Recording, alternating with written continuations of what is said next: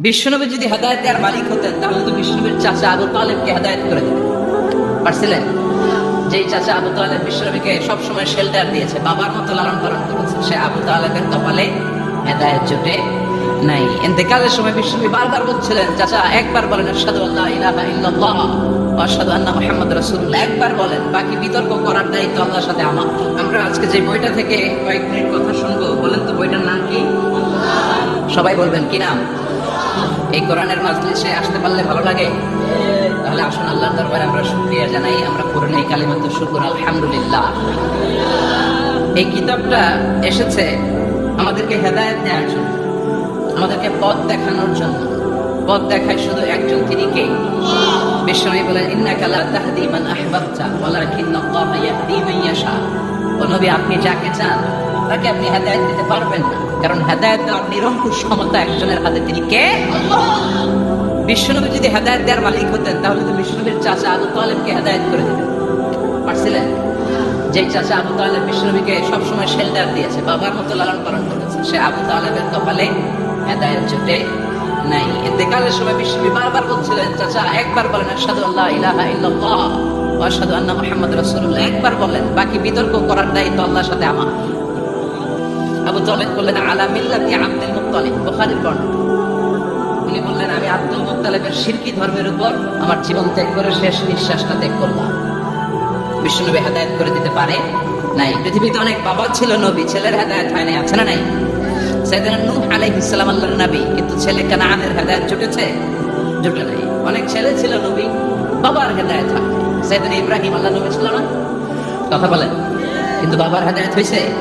হয় নাই। অনেক স্বামী ছিল নবী, স্ত্রীর নসিবে হেদায়েত জুটে নাই। সাইয়েদনা লূত আলাইহিস সালাম আল্লাহর নবী, পয়গম্বর, কিন্তু স্ত্রীর হেদায়েত জুটে নাই। আবার অনেক স্ত্রী ছিল আল্লাহর ওয়ালি, প্রিয়ভাজন বান্দি, কিন্তু স্বামীর হেদায়েত হয় নাই। আসিয়া, ইমরাতু ফিরআউন, ফিরআউনের বউ আসিয়া, গোটা বিশ্বের মুমিন নারীদের মডেল আল্লাহ এই কাফেরের বউকে বানিয়ে দিয়েছে। পৃথিবীতে কিয়ামত অবধি যত মুমিন নারীরা আসবে, সব মুমিন নারীদের মডেল কাফেরের বউ। সুবহানাল্লাহ কইতে মনে যায় না? ফিরআউনের নসিবে হেদায়েত জুটে নাই, কারণ হেদায়েত দেয় কে? আমরা আল্লাহর কাছে হেদায়েত কামনা করি, আমরা যেন সব সময় হেদায়েতের উপর থাকি। আরে হেদায়েতের দোয়া কিন্তু আমরা প্রতিদিন করি। বিশ্বনবী শিখিয়েছেন, হেদায়েতের দোয়া করো, সালাতে পড়ো, ইহদিনাস সিরাতাল মুস্তাকিম। ও Allah, show us the right path, show us the correct path, show us the middle path.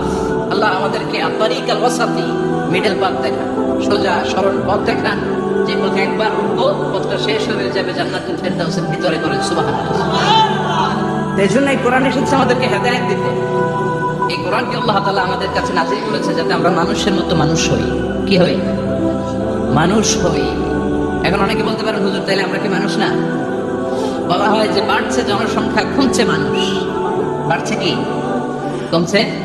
তার মানে আমরা চোখে যা দেখি সবগুলা মানুষ না, সবগুলা এগুলো জনসংখ্যা। বাড়ছে জনসংখ্যা, কমছে মানুষ। গরুর পেট থেকে বেরোলে ওটা গরু হয়ে যায়, ছাগলের পেট থেকে বেরোলে ওইটা ছাগল হয়ে যায়, কিন্তু মানুষের পেট থেকে বেরোলে ওটা মানুষ হয় না, ওটার মানুষ করতে হয়, ওটার মানুষ বানাতে হয়। আবার গরুরে কেউ কোনোদিন বলে না যে গরুর মতো গরু হয়, ছাগলরে কেউ কোনোদিন বলছে ছাগলের মতো ছাগল হয়, কিন্তু মানুষকে বলে তুই মানুষের মতো মানুষ হ। মানুষের মতো মানুষ বানানোর জন্য এই কিতাবকে নাযিল করেছে কে? এই কিতাবের preface of the book, introductory সূরা হচ্ছে সূরাতুল ফাতিহা, মানে ভূমিকা সূরা। এই ভূমিকা বাদ দিলে এরপরে সর্বপ্রথম কোরআনের সূরা কোনটা? বাকারা, মানে কি গাভী। আর সর্বশেষ সূরা আন-নাস। নাস মানে কি? মানুষ। আল্লাহ বুঝাতে চাইলেন, তোমার মধ্যে পশুত্বের যে প্রবৃত্তি আছে, কোরআনটা শুরু থেকে পড়তে পড়তে শেষ পর্যন্ত পৌঁছালে সেটা ডিলিট হয়ে তুমি আসল মানুষ হয়ে যাবা। এজন্য মানুষের মতো মানুষ হতে হবে। মানুষকে আল্লাহ এত কোয়ালিটি, এত ক্যাপাবিলিটি দিয়েছে, মানুষ যখন শ্রেষ্ঠ হয় সে শ্রেষ্ঠত্বে ফেরেশতাকে ছাড়িয়ে যায়। আবার মানুষ যখন নিকৃষ্ট হয় সে পশুত্বকেও হার মানায়। মানুষ ভালো হলে সে ফেরেশতার চেয়ে ভালো। সুবহানাল্লাহ পড়েন। বিশ্বনবী সাল্লাল্লাহু আলাইহি ওয়াসাল্লাম তিনি সাইয়েদনা জিবরাইল মিরাজে গেলেন একটা নির্ধারিত জায়গা, সিদরাতুল মুনতাহা, বর্ডার এরিয়া। ওখানে এসে বিশ্বনবীকে বললেন, আল্লাহ আর তো আমি যেতে পারবো না, এটা হচ্ছে আমার লাস্ট ডেস্টিনেশন, এর উপরে কোনোদিন আমি যাই না। এই যে আপনার কাছে 23 বছর কোরআনের আয়াতগুলো এসে এসে নাজিল করেছি, আমি কিন্তু এখানে এসে কান পেতে আল্লাহর কথা শুনেছি, আর আল্লাহ যা বলেছে এটা নিয়ে আপনার দরবারে হাজির হয়েছি। আমিও আজ পর্যন্ত আল্লাহরে দেখি নাই। সুবহানাল্লাহ পড়ে নবীগুলো এই বর্ডার এরিয়ার উপরে আমি আর যেতে পারবো না। আল্লাহ অনেকগুলো পাখা আমাকে দিয়েছে, 1 ইঞ্চি উপরে যদি পারমিশন ছাড়া যেতে চাই আমার পাখাগুলো সব আল্লাহ চালিয়ে দিবে। এখন থেকে খেলা শুরু আপনার, আপনি যান। সুবহানাল্লাহ পড়ে। তাহলে মানুষ শ্রেষ্ঠ হলে সে শ্রেষ্ঠত্বে ফেরেশতাকে হার মানায়।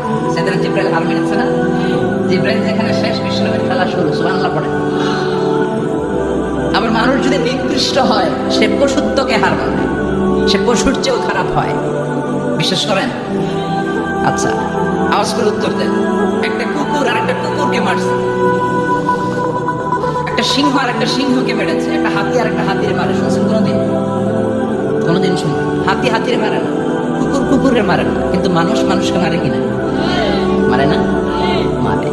একটা কুকুর আর একটা কুকুরকে মেরে 10 টুকরা করেছে, একটা হাতি আর একটা হাতিকে মেরে 15 টুকরা করছে। শুনছেন? একটা মানুষ তো আর একটা মানুষকে নৃশংসভাবে হত্যাই করে না, হত্যা করে 10 টুকরা করে, 15 টুকরা করে বস্তাবন্দি করে। চিল্লায় বলেন ঠিক কিনা? একটা কুকুর জনপদের সব কুকুরগুলোকে সাবান করে দেয় না, একটা হাতি ওই বনের সব হাতিকে শেষ করে দেয় না, কিন্তু মানুষ আগুন জ্বালিয়ে জনপদের পর জনপদ ছারখার করে দেয়, বোমা মেরে জনপদ উড়িয়ে দেয়। জাপানের 2টা শহর হিরোশিমা আর নাগাসাকি, দ্বিতীয় বিশ্বযুদ্ধের সময় ইউএস সোলজাররা বিমান থেকে 2টা বোমা মেরেছিল। হিরোশিমাতে লিটল বয়, নাগাসাকিতে ফ্যাট ম্যান। পারমাণবিক বোমা। যে পাইলটরা বোমা মারতেছে এরাও মানুষ, আর যাদেরকে মারার জন্য মারতেছে এরাও মানুষ। মানুষকে এভাবে শেষ করে দেয়। এজন্য মানুষ ভালো হলে সে ফেরেশতার চেয়েও ভালো, মানুষ খারাপ হলে সে পশুর চেয়েও নিকৃষ্ট।